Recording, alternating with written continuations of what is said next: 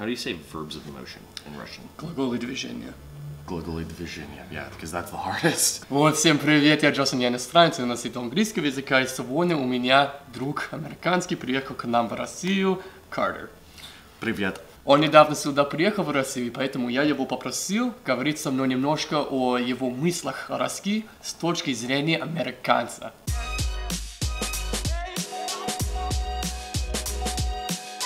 Ребята, мы очень много будем говорить на английском языке. Ну, если вы это не понимаете и вы пока ищете репетитора по английскому языку, то посмотрите на iTalki, там будет ссылочка в описании внизу. У них очень много учителей по английскому языку, все онлайн, это очень круто, и я им сам пользуюсь для обучения русского языка, поэтому я всегда очень рад говорить про них с вами. Tell us a little bit about yourself and what you do here. Расскажи немножко о себе, что ты здесь делаешь. Damn it, my voice! Привет, меня зовут Картер. Я студент здесь, я учусь русский язык в США. Я живу в штате Техасе. Техас. Texas. А почему не просто Texas? То есть T-E-K-S-A-S на русском. Почему Техас? Я это не понимаю. Я не знаю тоже. Ну как тебе обучение русского языка? Ты же это считаешь тяжело? А что самое тяжелое в обучении русского языка? Все трудно, но глаголы движения. I cannot do verbs of motion at all.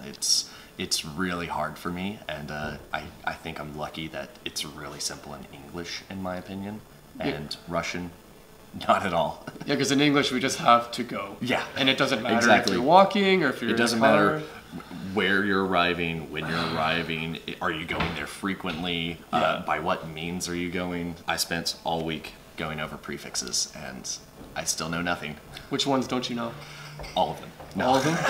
Because you have like uiti, vuiti. Yeah, and then all the different possible combinations that you can have out there. Что еще? What else is hard studying Russian? The vocabulary, I guess, that's always a challenge when it comes to it. I guess another little thing, I don't know how to say it in Russian, but grammatical gender. So like the gender, like male, female. Yeah, for different words, because we've gotten rid of that for English. We got rid of that quite some time ago. Did we used to have it? We did, yeah. Really?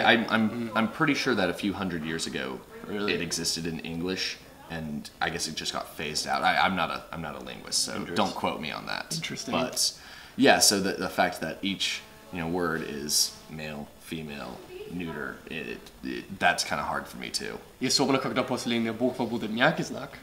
Mягкий знак is the last letter. You don't know if it's male, female, or neutral. It's the hardest thing. It's like мебель. Мебель. Хорошая мебель, хороший мебель, хорошая мебель. Я не знаю. Вообще-то не знаю. What about падеж? Yeah, cases are hard too because and maybe it would have been nice if when I had, when we studied English in school, if we had gone over cases, we don't really do that. So the first time I literally learned about cases was learning a foreign language. And so kind of learning the basics of grammar through learning русский язык. Какие стереотипы у американцев есть о россиянах? Vodka и медведи. I guess there's a lot of little things. My favorite is the smiling.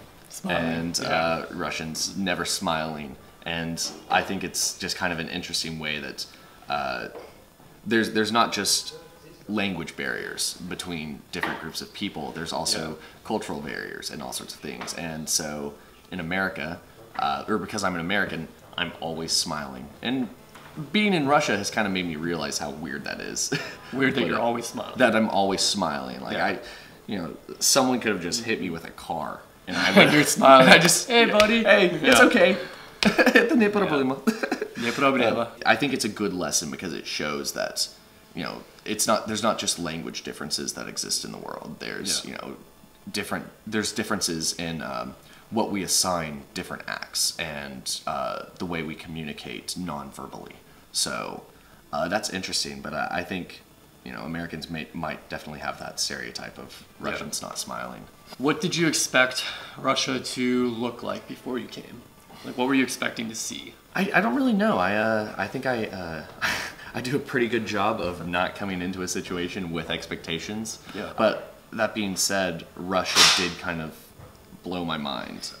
Seeing how kind and friendly Russians were, and how enthusiastic they are to talk to me as a foreigner. That was pretty like surprising, I guess. Being in Russia felt more like home because, you know, in Texas it just feels like everyone wants to be everyone's friend, but in here I kind of feel like Russians are all just very kind to me. One thing I noticed here in Russia is that on the food menus at restaurants, for example, or in a fast food place even, there's always the number of grams written for how, so you know how much food you're getting. Like it's 220 grams is this chicken burger. That I really like. Yeah, and that's actually been really helpful for me here. Как сказать по-русски metric system? Metric? Metric? Kilometri. Yeah. So not only do I have to learn Russian, I have to learn the metric system too, and that's kind of hard. But let's be honest, I think we can all agree. Yeah. The metric system makes way more sense. Of course. It's good for me. Imperial goes month, day. Yeah. So I'll see something like June 27th, 2018, and I'll look at it 27/6/18, and I'm just sitting there thinking, what's the 27th month? Yeah. У меня к тебе интересный вопрос. An interesting question. Anti-cafes. Ты только заплатишь на время. То есть ты здесь полчаса, ну как ты здесь час, ты заплатишь 150 рублей, но то есть ты платишь рублей по минуту, да? What do you think? And then while you're here, everything is free, right? Your coffee, your cookies, your tea, all that stuff is free. Yeah. Do you think that would work in America? I think it wouldn't. Really? I don't think it would. I think You don't think it would? Why not? I picture in Texas some parents and their kids coming in, and the kid's just like in heaven because he can eat all the cookies he wants. I just picture like that idea of like mass consumption not really existing here, and people come in and they just kind of eat what they want. Yeah, sure. Whereas I picture someone in this. Oh, so Because they don't have buffets. There's no buffets in Russia. oh gosh. You guys are missing out here. Buffets are great. They're not too bad. So you're saying you don't think it would work too well because Americans would eat everything and it wouldn't be profitable. Exactly. I think there's a buffet culture and they would treat it like a buffet. And I've been to Denny's in the U.S. and in Canada too, right? Like you go up and you eat as much as you can. You eat until you feel like you're going to die. Ребята, это все. Я очень рад, что у меня была вот такая возможность поделиться мыслями американца с вами о России. И пару слов нашим товарищам в конце. Thank you so much for the great memories you've given me while I've been here in Russia. Thank you for having me as your guest, and спасибо большое. И если вы хотите больше видеть таких видео об обучении английского языка, либо о мыслях иностранца России, или вы просто хотите больше видеть таких красавчиков, то не забудьте подписаться на канал, потому что я вас всех люблю, мои товарищеньки. Like that enthusiasm there. Это Джон.